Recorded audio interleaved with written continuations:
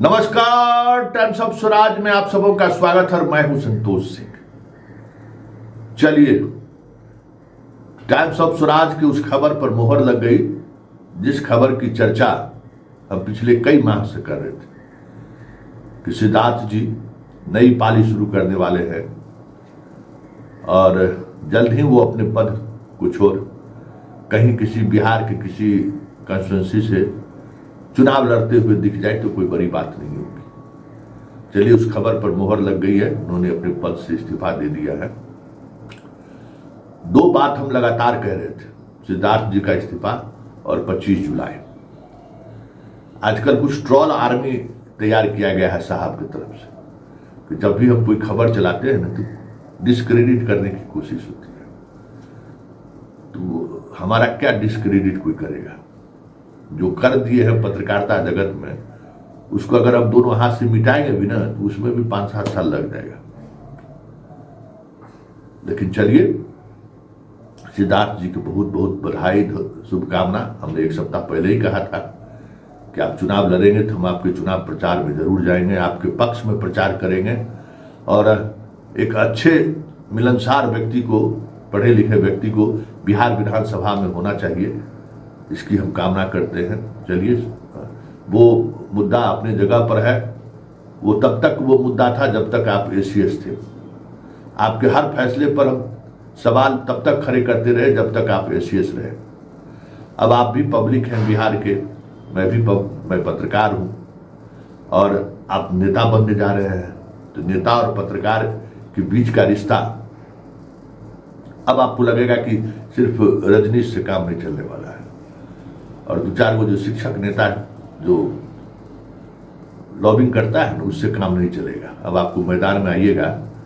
हालांकि आप पिछले कई दिनों से रजनीश से बात करना आपने बंद कर दिया, ये अच्छा लगा मुझे। मेरी बातचीत के बाद ये डेवलपमेंट हुआ क्योंकि आप मीडिया को समग्रता में देखने की जरूरत है और आपने समग्रता में देखने की कोशिश की शुरुआत की है, इसके लिए भी धन्यवाद।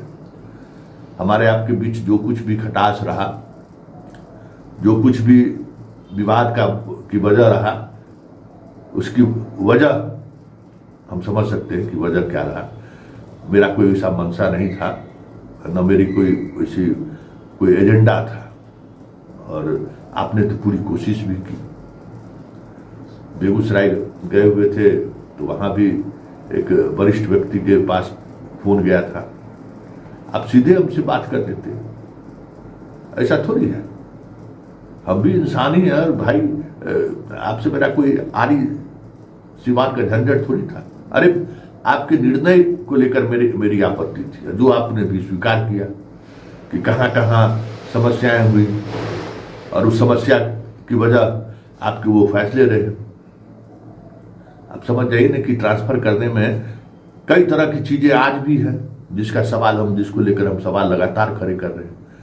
लेकिन उम्मीद करते हैं कि आपके रिजिग्नेशन एक्सेप्ट होने से पहले आप इन तमाम चीज़ों को दुरुस्त करके जाएंगे।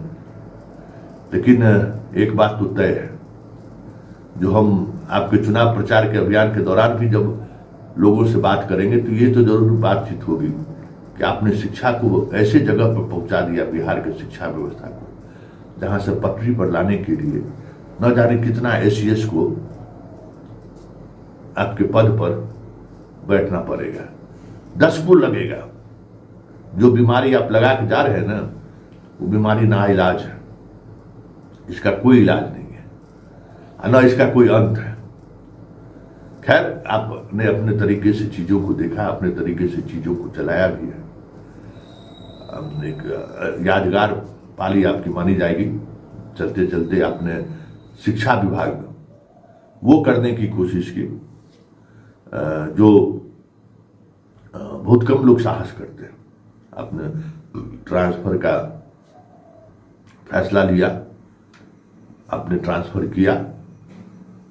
सबको खुश करना संभव भी नहीं है, लेकिन एक कोशिश और कर दीजिए कि जो खास करके महिलाएं दूरी पर है, पुरुष दूरी पर है, उन लोगों को जो है सो जाते जाते पोस्टिंग कर दीजिए, स्कूल अलॉट कर दीजिए, और अब जो आएगा सो अपना करेगा। अब तो भाई सब चीज तो बिगड़ गया ही है।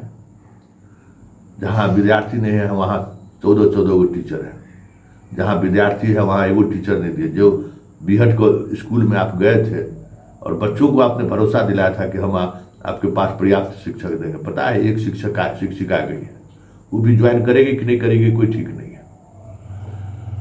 रामगढ़ में जो है सो बिहार के सबसे बेस्ट स्कूल का आपने अपने पोस्ट पर लिखा, उस स्कूल को भी आपने टीचर नहीं दिया। टीचर गया कहाँ? जहाँ विद्यार्थी नहीं है। टीचर गया कहाँ? जहाँ भवन नहीं है। टीचर गया कहाँ? जहाँ पेड़ के नीचे लोग पढ़ाई कर रहे हैं। तो अब तो वो सुधरने वाला है नहीं। तो जो लोग बचे हुए हैं दूर, खास करके विशिष्ट शिक्षक जितने 12 साल 14 साल से जो लोग बाहर हैं, उनको कम से कम जाते जाते जिला भेज दीजिए। जिला चल जाएगा तो फिर अपना जहाँ पोस्टिंग हो अलग बात है, लेकिन जिला चल जाएगा क्योंकि वो जरूरी है। असली नीडी तो वही लोग थे जिनको ट्रांसफर की जरूरत थी। बाकी लोग तो मतलब आपदा में अवसर का लाभ उठा लिए। एक हमारी आरजू विनती रहेगी, और अब तो जो रोग लग गया है, अब तो सक्षमता 2 TRD 3 सब लोग, एगो पुस्तकालय वाला भी बच गया है। पुस्तकालय अध्यक्षों को कर दीजिएगा तो समझिए कि आपको 2-4-10 को वोट बढ़िए जाएगा जहाँ से चुनाव लड़िएगा। वो लोग भी बेचारा बहुत परेशान है, बहुत फोन करते रहता है। और देख लीजिए यूपी वाले को भी कुछ कल्याण करना चाहते हैं तो कर दीजिए। अरे कल्याण नहीं करना है भाई, प्रसादी सत्यनारायण भगवान का पूजा हो गया, प्रसाद बांटना है, अब बांट दीजिए, जो आएगा सो भुगतेगा। क्या मतलब है आपको? चुनाव लड़िएगा, विधायक बनिएगा, नीतीश बाबू की सरकार बन गई तो मंत्री भी बन जाइएगा। अब कोशिश कीजिएगा कि शिक्षा मंत्री बन जाए, लेकिन शिक्षा मंत्री बनिएगा। अब समझ में आपको आएगा कि एक मंत्री के साथ आपका जो व्यवहार रहा है IAS अधिकारी के रूप में, तो आपका अपना जो बिरादरी है IAS अधिकारियों का वो छोड़ेगा। असली हिसाब किताब तो वही लेगा। लेकिन चलते चलते एक बात कह देते हैं आपको, गुप्तेश्वर पांडे भी इस्तीफा दिए थे, याद है ना? आप भी नीतीश बाबू को कहते हैं कि बिहार से कहीं से चुनाव लड़ा दीजिए, हम चुनाव जीते। भूल कर भी ये बात मत कहिएगा, पॉलिटिशियन है ना। गुप्तेश्वर बाबा भी यही बात बोले थे कि हजूर बेगूसराय से, बक्सर से, मुजफ्फरपुर से, जहां से टिकट दीजिए ना सर, हम जीत के 5 लाख वोट से आएगा। ऐसी बात पर नीतीश बाबू बिदक गए थे। अच्छा आप पॉलिटिशियन हो गया, वो गलती भूल के मत करिएगा। आप जो वो समझते हैं ना कि हम शिक्षकों को के लिए जो काम किए हैं, हमारे चाहने वाले लोग हर जिला में हजारों में है, हजारों शिक्षक का पर, ऐसा भूलू, इसकी चर्चा तक नहीं कीजिएगा क्योंकि दुश्मन कम नहीं है। चर्चा तक नहीं कीजिएगा, इसलिए चुपचाप तिरछाप करना है तो एकदम शांत रहिए। तो जैसी मुख्यमंत्री मोहर लगाए ना, उसके बाद समझ जाइए कि मुख्यमंत्री आवास में प्रवेश करने पर सब रोक लगवा देगा, ये भी समझ जाइए। इसलिए पॉलिटिक्स की भाषा मत बोलिएगा, और न पॉलिटिक्स की तरह अभी से शुरू कर दीजिएगा, क्योंकि दिनेश राय भी गए हैं, असली खेला वहाँ होगा।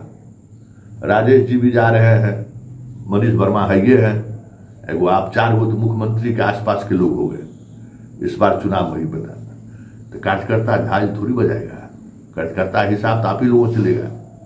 चलिए देखिए आगे आगे होता है क्या, लेकिन इतना तय है कि आप बिहार के शिक्षा व्यवस्था को लेकर जो विरासत छोड़कर जा रहे हैं ना, न जाने कितने जमाने लग जाएंगे उसको पटरी पर लाने में, कहना मुश्किल है सिद्धार्थ जी।